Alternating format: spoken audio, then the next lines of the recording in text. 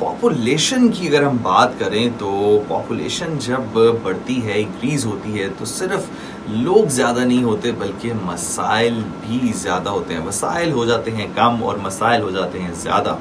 جس طرح سے ایک رپورٹ، ایک سٹیٹس جو ہیں وہ ہمیں بتاتے ہیں کہ 2050 تک، 2050 تک دنیا کی جو آبادی ہے وہ 9.8 بلین، 9.8 ارب تک پہنچ سکتی ہے.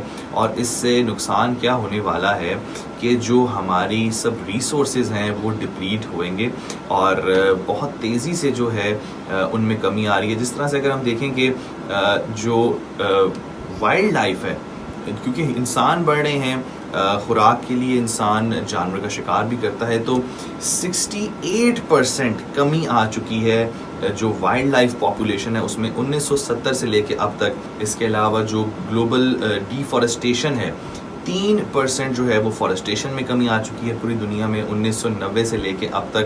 اور اسی طرح جو پوری دنیا کی پاپولیشن ہے، ہاف آف دا پاپولیشن جو ہے ان کے پاس صاف پینے کے پانی کے جو ہے وہ ریسورسز موجود نہیں ہیں.